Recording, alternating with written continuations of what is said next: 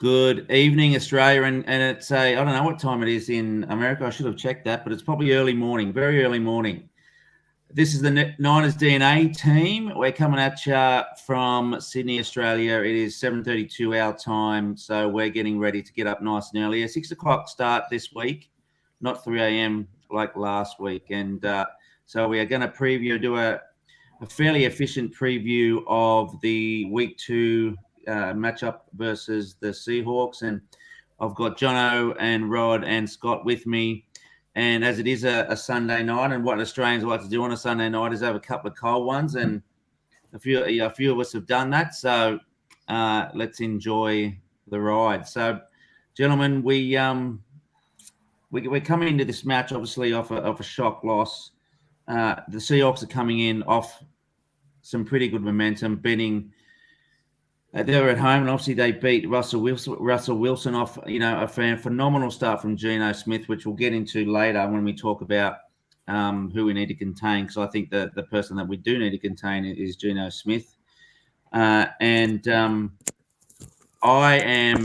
before we came on air, I was a little bit, I wasn't as confident as Jono and Rod, and they've given me a little bit more confidence. But let's find out from the boys. Let's go.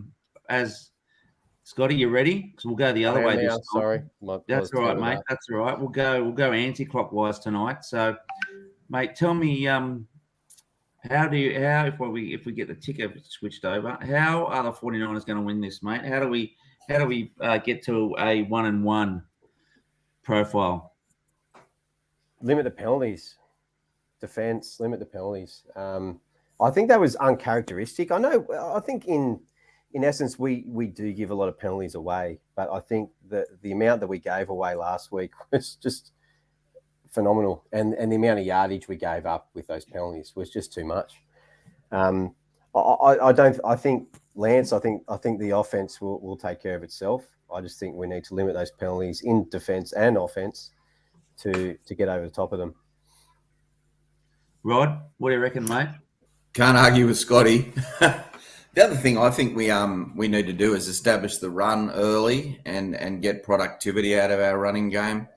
I think that's super important. And I'm actually interested to see who's going to be the feature back, whether he's going to go with JWJ or whether he's going to use more Debo in the wide back role. So that's something I'm interested in. And I don't know. I'd be interested in your boys' opinions, who you think he's going to go with. Sorry, mate. Sorry, mate, Rod. Just on that, I know that he's going in with 3. He's going with Jeff Wilson Jr. He's going with TDP, and he's going in with Jordan Mason. Right. See, I'm just wary of using Debo too much in the run, particularly early. I think 12, 13 carries a game for him is probably too many. Some people might disagree with that, but I'd prefer to use your traditional running backs in that role and save Debo for. I love him on that jet sweep around the outside. I just think that's fantastic when the way they use that. So who knows? Jono. Yeah, Rod. I take your point. Yeah, and more that triple option, like more things. I think how do they win? I think once Kyle Shanahan gets through his 20 to 25 scripted plays that he loves to put together, it's what does he do? What does he do after that? And hopefully it's around getting Lance on the move tomorrow, have him roll out, set him up with some easy plays, particularly in the red zone. Like we got down in the red zone sometimes, and if you watch the Chiefs game this week, they had a play where they sold the run really hard, and then they just had their fullback just roll out into the flat and just take an easy catch in the end zone. We've got the best fullback in the game. Kyle Juszczyk can do that very, very easy. So if the run's established, as you said, Rod, and we're in the red zone, like just some easy plays to scheme open the weapons that we have is what I'm looking for after he gets beyond that 20 to 25 play package that Shanahan has. And if things are working, go back to them again, go back to them a third time, go back to them a fourth time, as opposed to trying to get too tricky and go more diverse. If it ain't broke, don't fix. If it's working, don't muck around with it. Keep going to it. Yeah. I think, to add a different spin on it, I think he has to play to Trey's strengths. He's got to change the launch spot. As you said, Jono, he's got to get him out. He's got to get him out of the pocket. He's got to get him going left and right. And that obviously comes off the back of the run game being strong. Like I said in a reaction video this week, I think he'll stick with Jeff Wilson Jr. I think Jeff Wilson Jr. will repay that faith. He can be explosive, but I think, as well as what you said as well, Jono, you being able to have the opportunity to use that triple option. Two will just open up so many lanes, and Kyle Juszczyk, we do not use him enough. No. He's such a good player. He's the only player that I've got on my back in terms of a jersey and a jumper. He's one of my favorite, if not my favorite player of the Niners, because he just does his job so well. He's unassuming. He's a very intelligent guy, and he just can be explosive when he needs to be. Right? He really knows. He's a fantastic blocker. And to have the number one fullback in the game and not to use him as a receiver in the way that we could, I think is criminal from Kyle. So, yeah, look, as just to sum up what we've all said, no penalty, limit the penalties, establish the run game.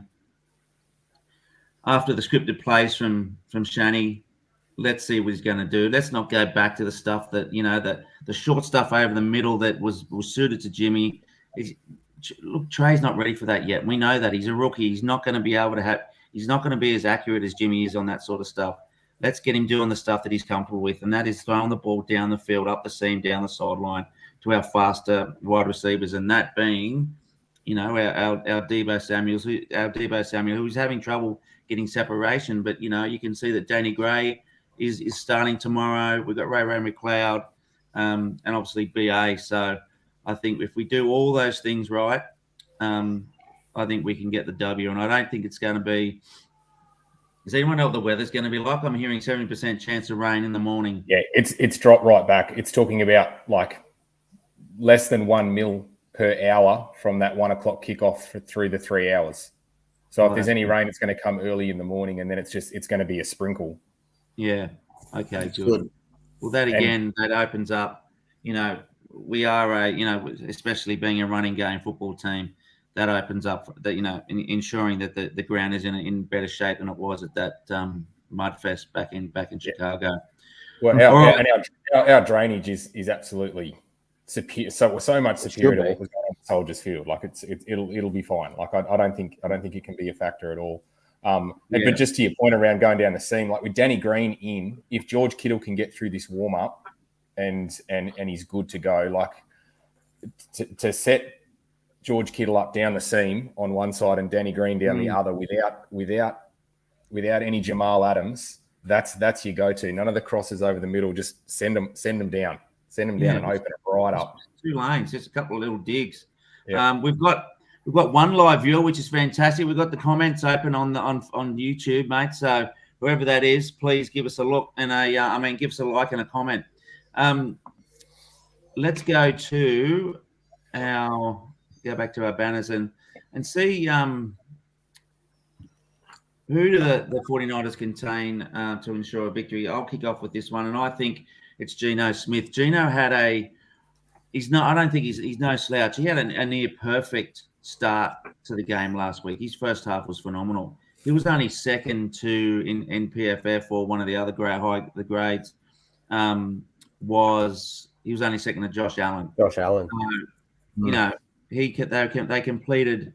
I think they were 5 in one notes here. They completed 3 of 5 on third down. He was 17 of 18 in the first half. So you can't get much better than that. And a little bit concerning for us as a defensive unit, he was at his best when he was moving around the pocket. And I've got a bit of a rugby league analogy for how we can fix that. How like an Armstead or a Bosa gets through the defense, they just shoot straight for the quarterback, right? in rugby league, you get the fast feet, you stand there and you wait. You don't shoot straight at them and rush up in the defensive line. If they can just sort of get up in his face and don't try and chop him down straight away and give him a little bit of time to sort of get him to make a better decision quicker or a harder decision quicker, I think that is a way that I think we can handle the moving or the mobile quarterback. So for me, it's Geno Smith, containing Geno Smith, making sure he doesn't get off to a good start. He seemed to build on that momentum as he went on. So if we can sack him a couple of times early, I think we'll go a long way to win the game. We'll go around the other way this time. Jono, what do you think? I'm going to go with the rookie. I'm going to go with Boy Murphy. So he is the one threat that they have on the defensive line. I think he peeled off I think he had 2 sacks and some other nice work in the coming off the edge. So if he's lined up outside Trent Williams, I don't think we have an issue. But Mike McGlinchey can get a little bit stuck in the mud on a speed rusher that Boy Murphy is. So I really hope that they can sort of limit that so that it gives Trey Lance a little bit more time in the pocket or to do whatever he needs to do. But I think that's their go-to. Just on that, there was a bit of talk during the week about how they weren't, how McGlinchey and Williams didn't give Lance a hand. When he was sacked. There's an article in the Athletic by Matty Barrows, and he interviewed McGlinchey about that, and he was just I just wanted to get off the field. He was upset at himself because he let the sack through, and so I think with all the conundrum of Jimmy staying and and again, as we discussed a little bit before the broadcast, everyone's saying this is a Super Bowl roster. There's so much. There's a magnifying glass on this team, and they're a big media topic, and I think there's a lot of pressure on the boys. But anyway, it's enough for me. I didn't think much of that. I just think that, to your point, they're just looking at everything. They're looking at everything, and they're trying to overanalyze every single situation and make it a story because it gets clicks, it gets readers, it gets viewers, it gets likes, it gets all the business. So I don't read anything into that. Yeah, nice one. That's going to be that's in terms of our style, the Niners DNA style. Let's not jump to conclusion. That'll be our style. Yeah, let's just let the game do the talking, let the players do the talking. And we touched on that in our first outing together, boys, and the difference between the people that just report solely on the Niners and then the national media who just want the clickbait and they just want the sensational headlines and they want trouble between Lance and Jimmy, and they want that because that sells, it sells eyeballs. So and I think we just have to be, take that for what it's worth, and know that when you've got those types of guys reporting on it, they just want the sensationalism. So who do we need to contain to win, Rod? I've got the 2 wideouts, and Lockett and Metcalf. Lockett's done damage to us in previous years. I think our cornerbacks. I think they've just got to do a job on them, E-Man, and I don't know whose side he'll be on. Mostly on Metcalf, I think. And Shavarius. I think it's Mooney on Metcalf. Oh, Mooney, yeah. Mooney on Metcalf, is he? So, yeah, and we might swap over. Yeah. We play very much left cornerback, right cornerback as opposed to following man. But I think, I do think E-Man matches up better against DK and for Mooney Ward against Lockett is a better kind of physical matchup in terms of the way they move and things. Yeah. So anyway, that's my 2 cents on the thing. We shut those 2 boys down because Geno Smith, in terms of Pete, you said he's mobile, but he's not the most mobile quarterback in the NFL. And he's not Justin Fields. He's no Justin Fields, and he's no Kyler Murray. So we've just I think we let our D-line do what it does best, make him uncomfortable in the pocket, and then we won't see those 2 blokes, hopefully. Yeah, beautiful. What's that you got, mate? You got a big fish bowl of wine there, mate. Big. Oh, it's not full. It's a little Chardonnay, mate. Little Sunday night Chardonnay. Scotty. I got inspired by Scotty. Mate, I was with Sunday Rod. night. I was going to say those two as well, Lockett and Metcalf. I'm not too concerned about the running game. I think we can contain that in the middle as long as we don't give away stupid penalties. Geno, yeah, he's not a spring chicken. He's not a young fella. He might be able to move around well, but if he gets a couple of hits early, I think the confidence will be taken out of him. But if we can keep our cornerbacks on top of those two, I think we'll be well on our way to do what we have to do. Here we've got Vernon Freeman watching. Vernon's put a comment for us. So he said Seattle has a similar game plan as we do. Yes, the West Coast offense and defense. We need to take away the run game and make Geno try and beat us through the air. Correct. I cannot argue with that. Do you want to comment on that, anyone? I think we will. I think we will take their running game away because I think that's our strength is up the middle. The cornerbacks is likely our wouldn't say our weakness, but our lesser point in the defense. So, yeah, I think that's exactly right. Yeah. Geno, yeah, he said he's not. I guess what I was alluding to was that he completed his best passes, his big chunk plays when he was forced to step up in the pocket or move around. So yeah, that was I guess my point to that. So what we have now is our final topic, and that will be some final predictions. So why don't we start off? And you can go anywhere with this, boys. You can tell us, who you think is going to get the most yardage in terms of run. Is Trey going to be the best rusher again because he was last week, 54 over 52 over Deebo Samuel. So, Rod, let's start with you, mate. What's the final prediction? Thank you. I've got our I think our D line's going to have a bit of a day out because they've got their two rookie tackles in there.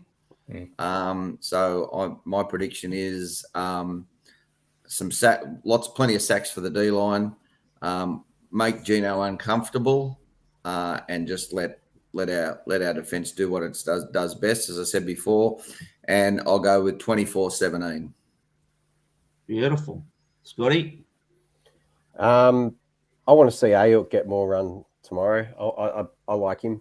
I think he's got that speed game and he's elusive and his yards after contact, I think, have been pretty good. I think that was always coming out of college. Everyone thought that was his weakness, but I think he's shown that he can really jump, get around them, and do that when there is a contact. So I'm going to put him for over 150 yards tomorrow. Let's be bold. Let's be bold. Why not? Why not? Because he's got the ability, and if Trey can hit him on a 40, a 50, a 60. There's no reason why he can't. And if we really start to blow this offense apart with our D, and our offense, our D keeps fresh, then why not? What about you, John? I think what you said too. I think it was you, Pete, that said more use of Juice. I think we need to use him. Yeah, yeah. Juice has got to be used more. Scotty, no, pass it on, Jono. Johnny. That's my prediction when you're talking about Kyle Juszczyk. I think he's gonna score a touchdown tomorrow. I think he's gonna see some action. He's paying $10, so too, if you want to have a little nibble at that anytime. Well, there's a mad multi there, I think. Is there? So I think I think that what we need 7 sacks, Ayuk for 150 yards, and Kyle Juszczyk for a touchdown. That's going to be. Who's that with? Did someone put that up? Is it waging? No. I just like the idea of it. Okay.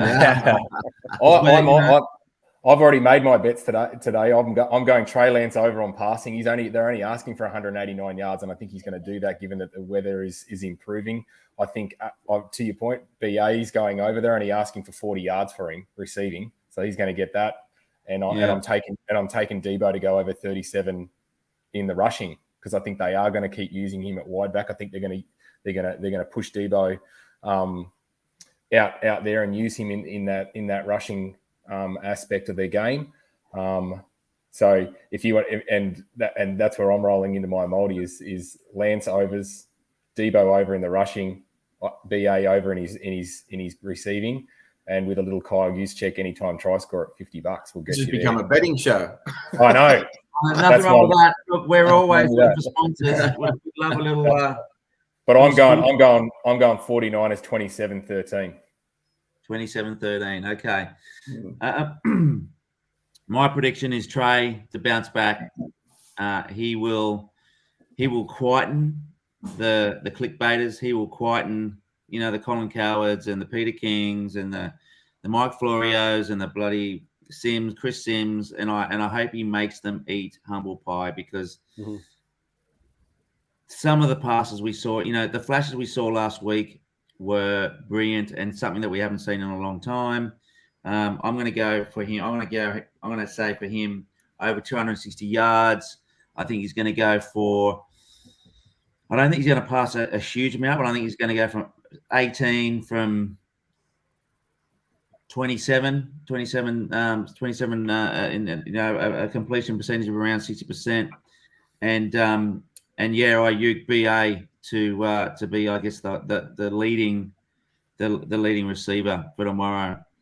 My score prediction, I'm going to go for 27-13. I think we're going to score a lot more points tomorrow. I think, there'll probably be a couple of little, some. I think because the backfield is new. Our cornerback, we have a better backfield, and I think and the person who leads that communication is not E-Man. Who's our injured guy? Who's on Jimmy Ward. Jimmy Ward.